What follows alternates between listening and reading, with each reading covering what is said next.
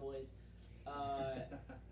What happened? I mean, again, I was watching the Seahawks the entire afternoon. Vinny was watching Red Zone, so he saw more of this game. What's your diagnosis? What's the problem for the Cowboys? You know what? Surprises me. This surprises me a lot because I also looked at the stats on ESPN and NFL just to double check this. The Cowboys' run defense sucked. Oh yeah, they allowed 222 yards rushing, 98 yards coming from James Conner. James Conner looks like a top 5, top 10 running back right now with the stats he's been putting up these last 3 weeks, and no one's talking about it because he's on the Cardinals. Compare that, by the way, to current Steelers running back Najee Harris. I think he gets bottom 3 running back in the league right now. I can definitely understand that, especially playing against probably arguably 2 of the best top 5 run defenses in the league. So I understand that. This last week, he looked decent, so I think he won't be bottom 3 when it's all said and done, but he'll be mid-pack again this year. I mean, seriously, the Steelers look like idiots for moving off of James Conner so early. You know what? I still question it to this day. Why did we move away from James Conner? James Conner looked good. I know right when we traded him away, he wasn't the best of forms, but ever since he's moved to the Cardinals, man, he's been the Cardinals guy. And I'm surprised that he's actually RB1 this year, and he's doing great. It just makes me wish, why did we trade him in the first place? Why did we have to get rid of him? And speaking of former Steelers who you got rid of, Josh Dobbs is a top 20 quarterback in the NFL right now. Which, yes, very crazy. But to be fair, he was a backup quarterback. He's been a backup quarterback for 6 years. He was given his shot. You know what? Good for him. I think, you know what? This was one of my thoughts going for these 3 weeks. Even through week 1, 2. I don't think the Cardinals necessarily need to tank for Caleb, but I think it's still smart to do so. Just in case. It's smart because, I hope they don't, because as a Seahawks fan, I would much rather he ends up with the Bears. Of course, you would much rather have him. But looking at the Cardinals, they kind of look like they might be good. I don't know. I don't know what to say. But Josh Dobbs, this is a guy who he was on that Pittsburgh team 5 years ago when Big Ben went down, and Josh Dobbs was their third string. They had Mason Rudolph. And they had Devlin the Duck Hodges. And I remember they brought in Dobbs twice that season to do little wildcat runs. And that was all he barely ever saw the field. He was not good enough to play over Devlin Hodges 5 years ago, and now he's just won his first NFL start. He's what a story. Great. And he might never get another chance to be a starter. Probably won't. But even still, that's a cool story to say this guy barely made it to the NFL, undrafted.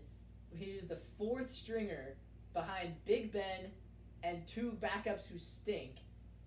He comes in for a few wild card plays. You think, this guy's he's never going to make it.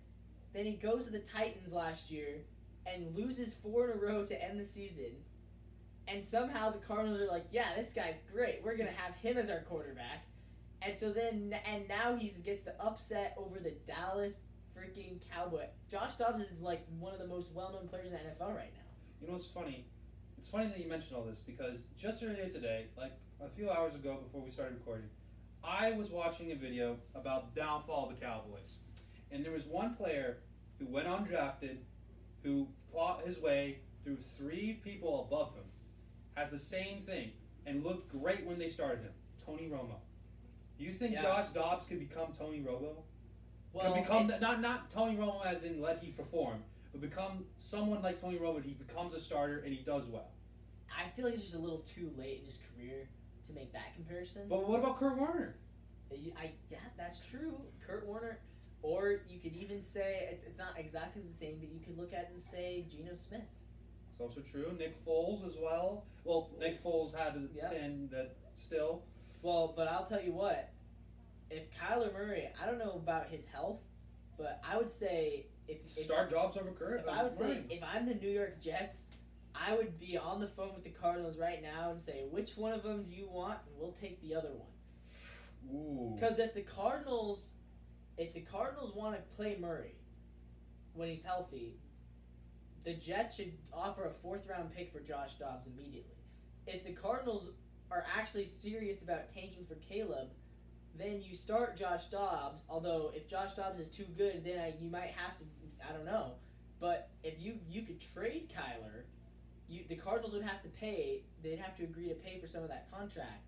But the Jets need a quarterback so badly after watching the Zach Wilson just get completely destroyed. Zach Wilson definitely doesn't look like the answer. Definitely not a quarterback you want to continue with. And honestly, if I'm the Jets GM, right now, Josh Dobbs is on my list. Josh Dobbs looks like someone that you can replace, not replace, but get Zach Wilson to be replaced by. Someone who looks decent. Someone who actually fits in probably well with the scheme of the Jets. I don't think Zach Wilson fits well with the scheme of the offense of the Jets, but I think Josh Dobbs can.